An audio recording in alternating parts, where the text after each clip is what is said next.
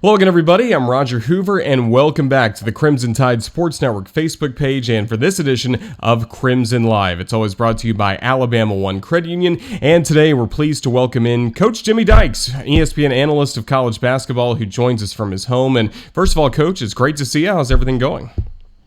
Hey, Roger, I'm doing great, man. It's just getting towards the end of the summer, and we're all trying to figure out, like everybody else, what to do with our 14-year-old daughter when she starts back to school, and starting to dive back into college basketball in preparation in hopes that we have a season. Not sure when that season is going to begin, but to answer your question, we're doing really well. I appreciate you asking and for having me on with you. Thank you.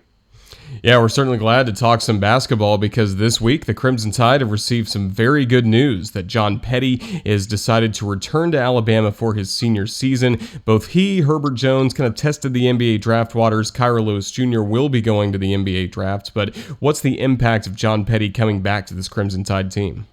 Yeah, I think it's major news for Alabama because you've got a guy that I really think last year he took so many steps forward with his overall game. I think how he approached the game.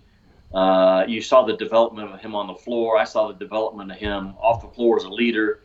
You have one of the better big guards in college basketball now right back on that campus in Tuscaloosa and Petty. And, you know, we all know the first couple of years, if he wasn't making shots from the three-point line, he really wasn't doing much to help Alabama win basketball games. And that's not the case now. That guy fights. He rebounds. He defends. He posts up now some to score. He's just much more complete player. And to have an older, big guard that's played in big games, makes big shots, man, that's a real boost for Alabama this year coming up.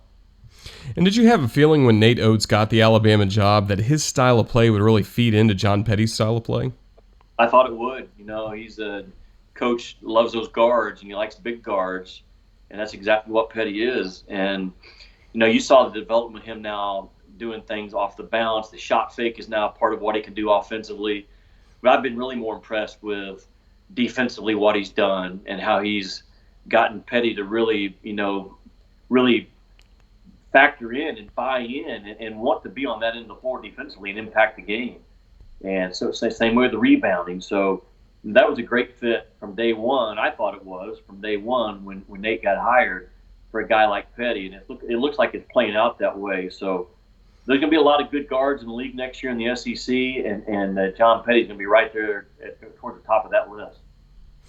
And speaking of Coach Oates, you got to call some Alabama games over this past year. Just what stood out to you about his style of play and his first year in Tuscaloosa? Well, I think he got his program implemented in terms of how they're going to play. And at times they played maybe too fast this year because they had turnover issues early. I think they got on top of that later on as the season went on, but he didn't back away from how they're going to play. I think that's so important for a first-year coach. I know it is to get their system, get their style, get their personality, their DNA set, and then recruit to all those words. And that's exactly what I think Nate has been able to do. He's put a product on the floor that there's no denying. If you become an Alabama Crimson Tide basketball player, this is how the game's going to look. This is how we're going to play. And he got that established quickly. Sometimes it takes a couple of years to get that established. Nate got that done the first month. I had him down in the Bahamas, and that's they weren't playing great, but we saw how they were going to play. And anytime a coach, I think, after year one can look back and say, okay, we've got our stuff in, that's a really big step, and Nate was able to do it. And now he gets to welcome back guys like John Petty, Herb Jones back to this roster coming up, and also a lot of new faces coming up. I don't know how closely you follow some of the recruiting that Alabama's done, but you got to be excited about the new influx of talent that will be on this roster moving forward. Well, that just speaks to, you know, how Nate built that Buffalo program as well. I mean, he identifies guys that are going to be able to thrive in his system. They want to be hard coached. They want to get up and down that floor. They want to pay the price to get up and down the floor. You know, a lot of kids say they want to run, and they have to start running, practice, get ready to run. They don't like it anymore. I think he's always done a good job of identifying guys that are going to work to his level. You mentioned Herb Jones. That's another older, big guard, man, in the SEC, and that's going to be an experienced backcourt, that Nate can put out there on the floor. Not sure who that, a third guy is going to be. Quinley probably most likely is going to get the first shot at it. He's played a lot of ball himself, but now look at Alabama in the league next year. Just overall, that you mentioned the new guys coming in, but that team's going to be that team's going to go as far as those older guys taken, and primarily it's going to be Herb and Petty doing the leading. Yeah, Herbert Jones, a really talented player defensively. A lot of Crimson Tide fans were hoping he would be named the SEC Defensive Player of the Year. That goes to Tennessee's Yves Pons. But just when you watch Herbert Jones play, what does he bring to the floor defensively that separates him from most in the league? Well, I think first of all he cares and he tries, and that's a big step up on a lot of guys. Sadly to say, in college basketball, I mean it's important to him, and he takes it personal, which you have to do as a team, as an individual, if you're ever going to be great defensively. And I just see a kid he doesn't back down from a challenge. He's got a lot of flexibility in terms of what you can do with him defensively, because he can cover a point guard and get down there and fight a post player if he has to. And he embraces all those positions in between. He's smart. I think he really knows the game of basketball. I see him making plays defensively that are kind of at an accelerated level in terms of the reads that he makes, and when he gambles, when he doesn't gamble, how he uses his hands, how well he moves his feet. I think it all goes back to what I said initially, that he cares a great deal about that end of the floor. And you could have made a great case for him to be the Defensive Player of the Year last year. I voted for Pons. I thought he just made some game-changing plays defensively for them. But those are two guys right there that, if your defense is built around a guy like Herb Jones or Yves Pons from Tennessee, and everybody else has to kind of file in line with how they play, then they're setting the tone, and you're in good shape. And Alabama will be much better defensively because of the presence of Herb Jones on the floor again. Speaking of Yves Pons, he decided as well on Monday to come back to Tennessee. And then for LSU, you have really three talented players in Trendon Watford, Javonte Smart, Darius Days all coming back. That's got to get you excited for the upcoming SEC basketball season, knowing that so many of these talented players chose to return back to their schools.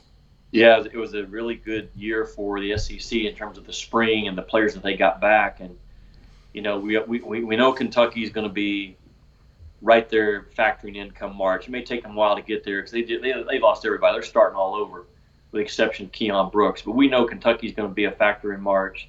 You have to look at what Florida has coming back, what Tennessee has coming back. They'll probably be my preseason pick to win it all in the SEC. I put them number one right now. You mentioned LSU, Alabama, Arkansas has a ton of talent back, but an influx of talent under Eric Musselman. That's a team that I think could really surprise some people. So just those 5 or 6, not to mention South Carolina, teams like that. That the league is in really good shape right now to set itself up for an NCAA tournament to have 7, 8, 9 bids if it were to play out that way. The real question is, how do we get to the NCAA tournament? I don't know how we're going to get there. And I think if you're the decision makers of college basketball right now, you start with, we have to have the NCAA tournament, and then you work backwards from there in terms of conference tournaments, conference play. If you can get any non-conference in, that's great, but I think we have to have that NCAA tournament this year. You can't go 2 years in a row without having it. Yeah, that was going to be my next question, just with all the focus, and rightfully so, on football because it's coming next up and it's such a big driver for these athletic departments. Just what are you hearing about college basketball and how it may look in 2020 to 2021? Well, I think they're really aggressive right now in terms of trying to figure out how we can have an NCAA tournament. It may not look like what we've had in the past. I don't know if we'll expand the field, cut the field down, whatever, but it's really going to be difficult financially to go 2 years in a row without that NCAA basketball tournament happening. So whether that's played in the traditional March Madness or gets shoved to April and May, I don't know. But they're trying to figure that out as well. So I think we have to get that plan set first in order for the conferences to fall in line with their starting date and what does it really look like. And all that to be determined, I think, based upon when students return to campus. How does that affect college football preparation? How does that affect college college football in general, and then basketball will have to kind of go down that path as well. But fortunately for basketball, we have some time on our side still to try to figure it out, and football's running out of time. Yeah, it certainly is. And already some basketball practices have started in Power 5 leagues like the SEC. So as a coach, and you've been head coach at Arkansas for women's basketball before, how would you keep things fresh with your team and making sure they have something to look forward to, even though we're kind of entering some unknown waters with maybe we're not starting in November like we typically do, or December with those non-conference matchups? How do you try to keep a team energized and fresh and focused and ready to go?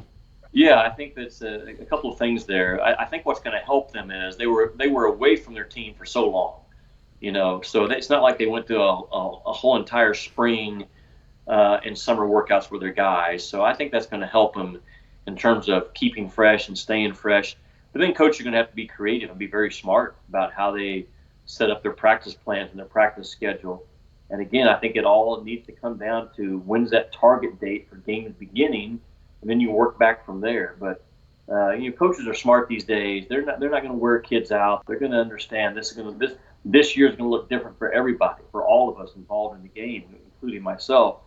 And you're just going to have to, be flexible, be adjustable, and really just almost a day by day scenario, Roger, where what you have planned with your team one day might change over a 24-hour period based upon what the sickness is telling us, what your own team's telling us, and kind of how the world looks. And you mentioned you're having to adjust as well. I imagine during the summer, a lot of times you're going to camps, you're making some trips to some campuses. Just have you been using the cell phone a lot more to talk to some coaches and kind of get a pulse for what college basketball is going on right now?